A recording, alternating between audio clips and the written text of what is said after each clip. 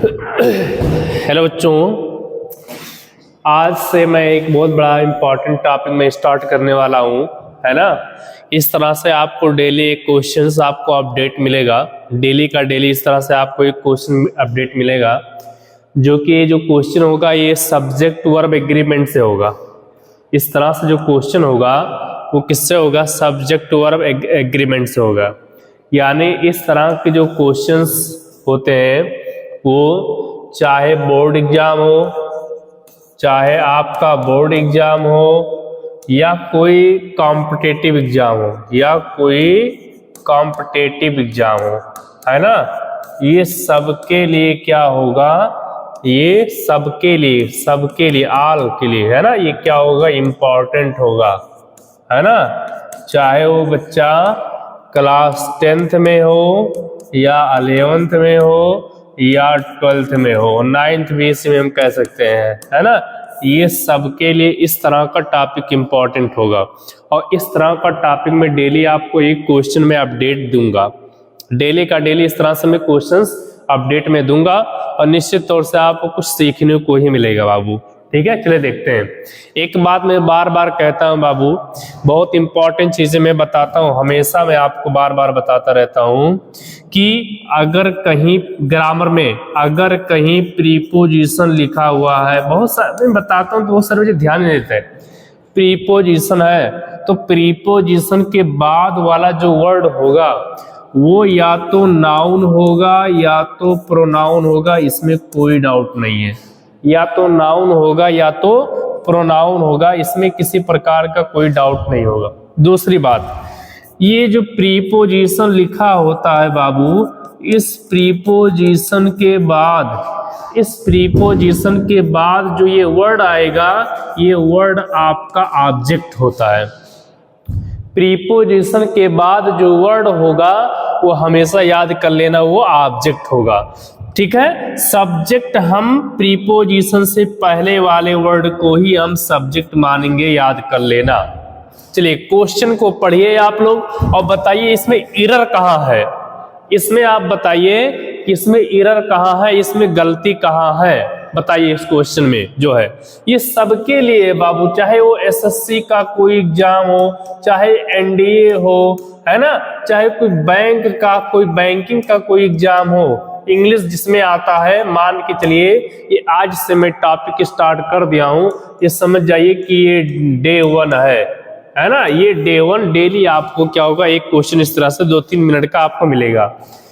कहता है disclosure of the, देखो यहाँ ऑफ क्या आ गया, एक आपका प्रीपोजिशन आ गया। प्रीपोजिशन के बाद ये किसका ऑब्जेक्ट हो गया? ये प्रीपोजिशन का ये आपका ऑब्जेक्ट हो गया, ये आपका प्रीपोजिशन का ऑब्जेक्ट हो गया बाबू, प्रीपोजिशन का ये ऑब्जेक्ट हो गया, सही है। फिर यहाँ पर देखो, फिर ये आपका प्रीपोजिशन आ गया, तो फिर ये यहाँ से आपका ऑब्जेक्ट हो गया। तो सब्जेक्ट देख लीजिए, सब्जेक्ट आपका यही है, ये क्या है? आपका सब्जेक्ट है ना। फिर देख लो यहाँ प्रीपोजिशन आ गया, और प्रीपोजिशन के बाद आने वाला वर्ड या तो नाउन है या तो प्रोनाउन है, इसको भी आप देख लीजिए। आप रिपोर्ट ऑन, फिर आपका प्रीपोजिशन आ गया, फिर ये आपका ऑब्जेक्ट है और नाउन भी है। नेशन कहीं लग जाता तो नाउन हो जाता है। फिर ये प्रीपोजिशन आ गया, ये देखिए आपका क्या है? ये ऑब्जेक्ट है। अब देखिए भाई, अगर सेंटेंस में सब्जेक्ट है, अगर सेंटेंस में सब्जेक्ट है तो इसका अपना वर्ब होगा, को इसमें किसी प्रकार का कोई डाउट नहीं है। अगर सेंटेंस में सब्जेक्ट है तो उसका वर्ब कहीं ना कहीं छिपा होगा बाबू, इसी में कंफ्यूजन बहुत सारे बच्चे होते हैं। तो देखिए यहाँ पर हैव, बताइए हैव किसके लिए आया है? एक शब्द होता है रेज्ड होता है, रेज क्या होता है? रेज्ड और रेज्ड होता है ना, ये आपका होता है। और दूसरा शब्द क्या होता है? राइज, रोज, राइजन, ये आपका होता है।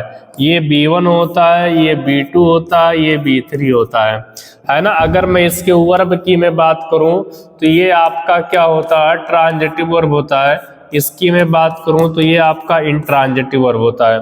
इंट्रांजिटिव जो वर्ब होता है वो ऑब्जेक्ट नहीं लेता है, ये ऑब्जेक्ट नहीं लेता है, और जो ये होता है ये ऑब्जेक्ट को लेता है।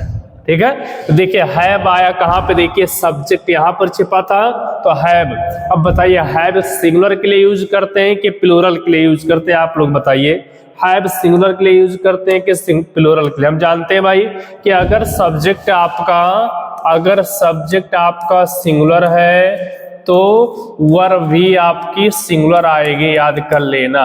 ठीक है, तो यहाँ हैव के स्थान पे क्या होना चाहिए था, हैज। यानी गलती कहाँ पर है, ये पार्ट हो गया ए हो गया, और इस पार्ट में यहाँ से बी में। गलती कहाँ पर आपका, बी में नहीं है, सी में।